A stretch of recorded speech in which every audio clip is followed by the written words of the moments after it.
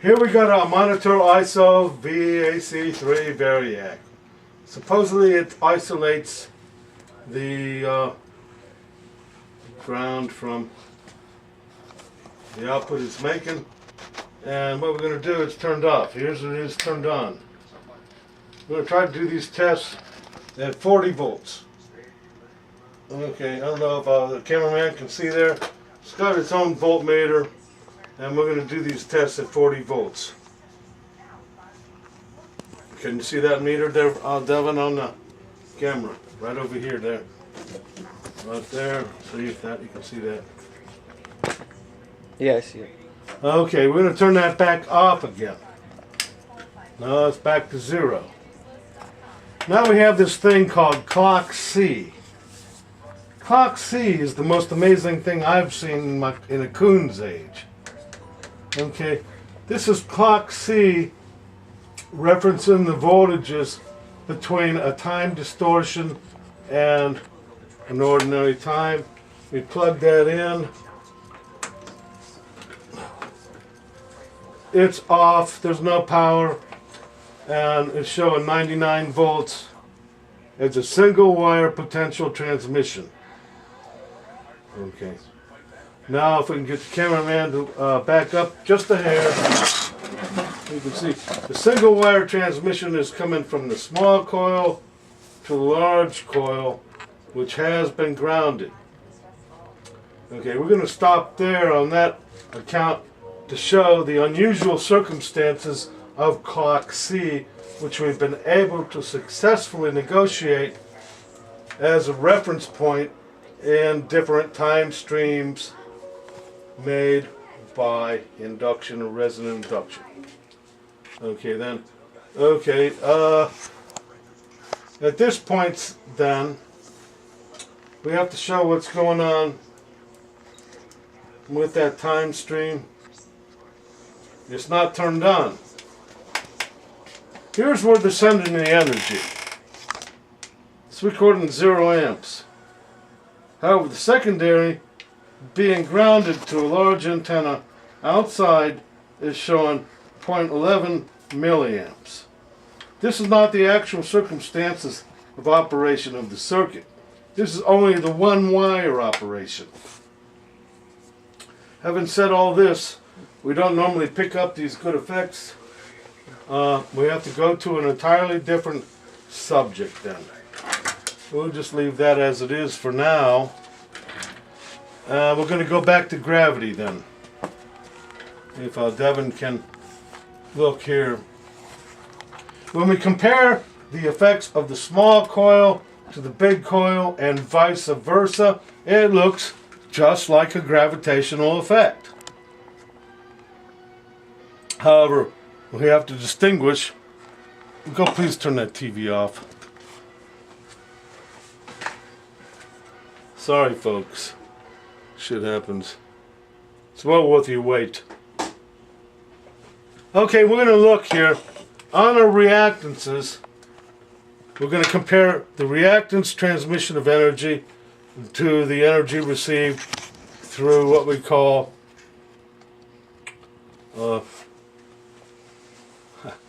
alternating current magnetic transmission of energy from Morocco coils. Blah, blah, blah, blah. So what it does the same thing as what this gravitational diagram looks like. So then you form an assumption that the phenomenon you're studying is going to be just like this gravitational phenomenon. So here we have to look at this gravitational phenomenon. We've got a mass 20 times as large as this one. And this one and that one are going to be attracted towards each other.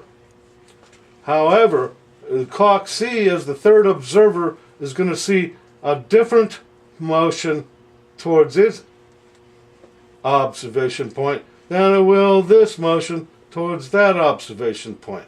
This motion towards that observation point will be 20 times slower than this one, which will be 20 times faster. So we then form a theory or say whatever the forces between the masses are symmetrical as causative forces created for motion, but the effects of each motion to clock C are instead reciprocal. Okay, now we go to the next example. We're comparing all this stuff to gravity and everything else. What we just seen was clock C that's recording, I don't know, 98, 99 volts without anything being turned on, and obviously it must be getting it from the ground. But we're going to just do the analogies again and see about this transmission between A and B and vice versa, which is what this demonstration is going to be all about. We got a plug. Here's the top plug. We plug it in. Power is A. B reacts. B also has a plug not pictured, and we can take this part and short it out and power the thing in reverse. So then we can see the actions and reactions of each A and B clock towards each other, as the clock C observer might see but does not, perhaps. So then we formulate this thing. We say, now instead the input causative effects will be reciprocal, but the output in terms of amperage measurements on receiving instruments will be identical, irrespective of the resistances of A and B, which are almost 7 to 1. So then I think we can almost wind this video up, and then we can go out 2 meters here. I like this one. See, now everything's turned off. It's a one-wire communication, and yet we're registering 1/10 of a milliamp from the secondary simply because it's grounded. Simply because it's grounded. I don't know if we need to take the ground off of these things. Probably not. But we're going to wing it and see what happens then. We're going to put 40 volts input. And the 40 volts input is going to go here as the sending part, and it's going to appear here as the receiving part. Okay. Looks like we've got 164 milliamps being sent and 49.2 milliamps being received. Now we're going to shut that off. Oh, by the way, here's your improbable voltage there. That's 870 some volts.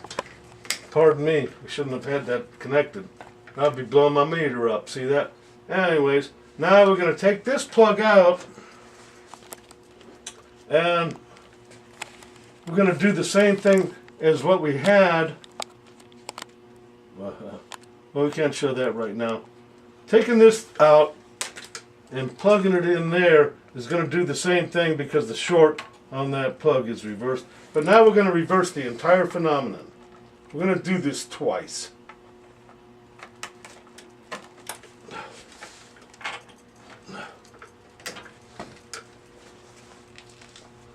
Okay, quite remember.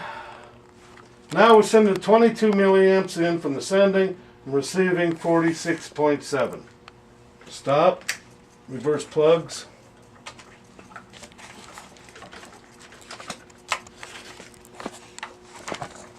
That's why we got this thing here, to make it quicker. We said 49.7, I think. What the hell? Now the 49.4 is over there. So this conclusively proves, as we said here, and we're going to wind this up, now instead the input causative effects will be reciprocal, but the output in terms of amperage measurements on receiving instruments will be identical irrespective of their resistance, which is 7 to 1. This is part of the stuff we've covered in the other video, but we're going to have to stop here and show some other stuff. Focusing on that 870 volts there, sir. I think we exceeded our voltage recommendations on our meter, and we're going to call that quits. Great.